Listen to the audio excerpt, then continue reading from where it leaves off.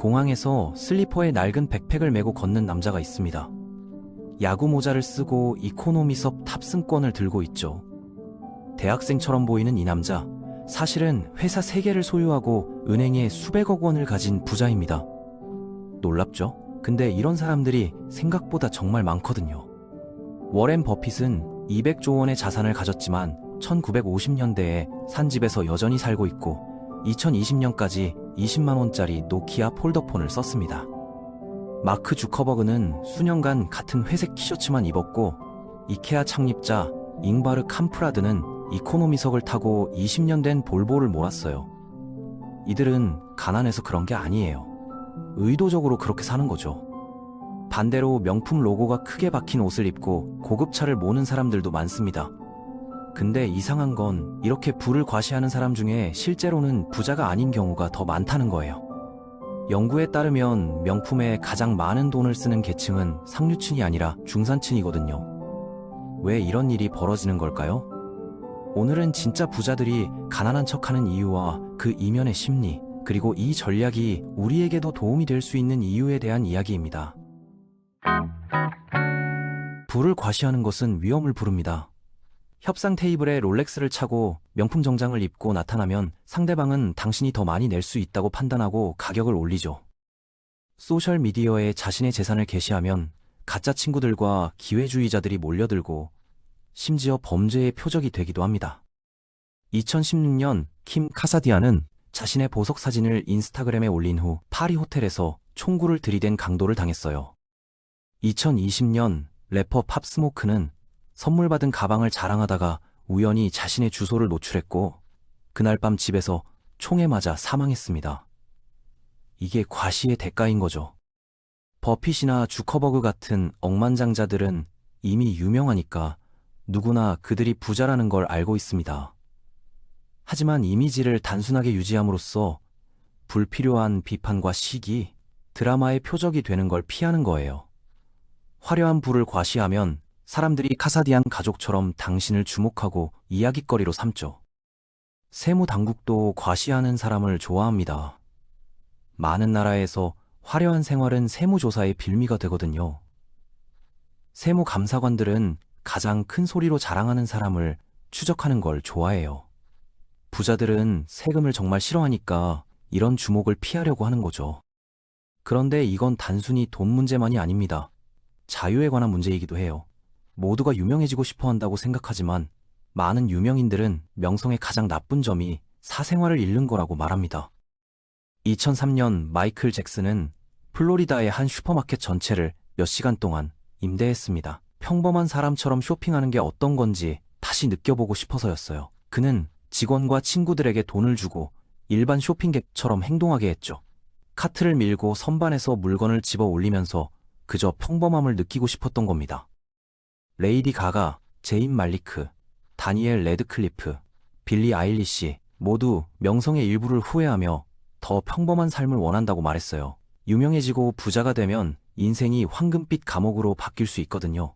부자이지만 어디에도 갈 수 없는 거죠. 그래서 오늘날 많은 부유한 사람들이 눈에 띄지 않기로 선택합니다. 그들은 여전히 황금빛 우리 안에 있지만 아무도 알아보지 못하니까 원할 때마다 자유롭게 드나들 수 있는 거예요. 부자들이 사용하는 전략을 스텔스 웰스, 즉 조용한 부라고 부릅니다. 그들은 구찌나 발렌시아가처럼 로고가 큰 브랜드 대신 로로 피아나나 브루넬로, 쿠치넬리 같은 브랜드를 입어요. 이들도 매우 비싼 명품 브랜드지만 주목을 끌려고 애쓰지 않죠. 바로 그게 핵심입니다. 대부분의 사람들은 지위를 나타내기 위해 값비싼 물건을 삽니다. 자신이 성공했고 중요한 사람이라는 걸 보여주고 싶어 하는 거죠. 그래서 로고는 크고 알아보기 쉬워야 다른 사람들이 보고 감탄할 수 있어요. 하지만 진짜 부유한 사람들은 그런 인정이 필요 없습니다. 그들은 이미 자신이 부자라는 걸 알고 있고 누구에게도 증명할 필요를 느끼지 않아요. 그들도 여전히 사치품을 구매하지만 관심을 끌기 위해서가 아니라 편안함과 품질, 개인적인 취향에 따라 사는 거죠. 반면 명품에 가장 많은 돈을 쓰는 중산층은 아직도 사다리를 오르려고 노력하고 있습니다. 무시당하거나 과소평가받는 게 두려워서 값비싼 물건으로 신호를 보내는 거예요. 직장 동료들에게 좋은 인상을 주려고 고급차를 임대하고 비싼 가방을 사고 신용카드 한도를 초과하면서까지 성공한 것처럼 보이려고 합니다. 사람들은 이걸 빅 브로크, 즉 크게 망가진 사람이라고 부르죠. 옷차림은 돈이 많아 보이지만 은행 계좌는 텅 비어 있는 거예요. 여기서 디드로 효과라는 흥미로운 현상이 나타납니다. 1700년대 프랑스 철학자 드니 디드로는 아름다운 붉은 가운을 선물 받았어요. 근데 그걸 입고 나니까 나머지 소지품들이 너무 싸 보이는 거예요. 그래서 낡은 의자와 테이블을 가운과 어울리도록 바꾸기 시작했죠. 선물 받은 가운 한 벌 때문에 훨씬 더 많은 돈을 쓰게 된 겁니다. 이게 바로 디드로 효과거든요. 한 번의 업그레이드는 다른 업그레이드로 이어지고 결국 자신도 모르게 라이프 스타일 전체를 바꾸게 되는 거죠.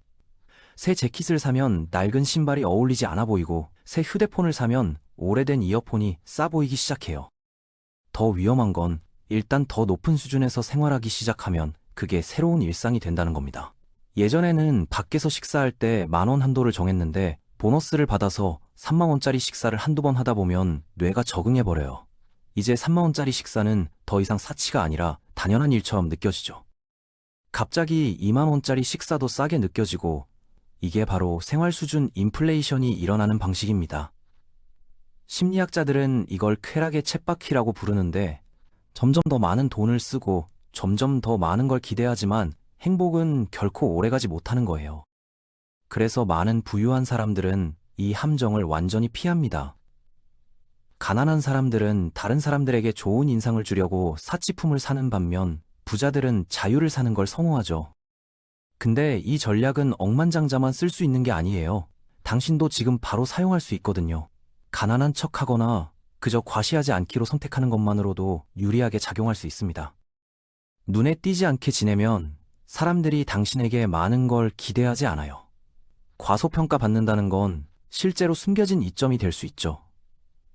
협상에서 가격을 쉽게 올리지 않을 거고 사기꾼이나 당신의 돈에만 관심 있는 가짜 친구들로부터도 보호받을 수 있어요. 항상 돈을 빌리고 돌려주지 않는 친구 있잖아요. 당신이 가난해 보인다면 아무도 물어보지 않을 겁니다. 그리고 가장 중요한 건 평화를 얻는다는 거예요. 성공을 자랑하기 위해 호화로운 파티를 여는 대신 소중한 사람들과 함께 조용히 최고의 삶을 사는 게 더 낫지 않을까요? 그 돈을 투자에 사용하면 부가 조용히 배경에서 계속 성장하게 되는 거죠. 개인적으로 이 이야기를 보기 전까지만 해도 부자는 당연히 부자처럼 보여야 한다고 생각했어요. 근데 진짜 부자들의 삶을 들여다보니 완전히 다른 그림이 보이더라고요. 그들은 다른 사람의 시선보다 자신의 자유를 선택한 거거든요. 다음에 샌들을 신고 낡은 옷을 입은 사람을 보면 다시 한번 생각해 보세요. 그 사람은 가난하지 않을 수도 있어요. 그냥 똑똑한 거죠. 모두가 자랑스러워하는 세상에서 단순해 보이는 게 진정한 승리일 수 있거든요. 그건 평화를 주고 안전을 주고 자유를 줍니다. 억만장자가 아니어도 이 전략을 쓸 수 있어요. 아마도 이게 당신에게도 효과가 있을 거예요. 적어도 시도해볼 가치는 충분하니까요. 오늘은 진짜 부자들이 가난한 척하는 이유에 대한 이야기였습니다. 그럼 다음 시간에 또 만나요.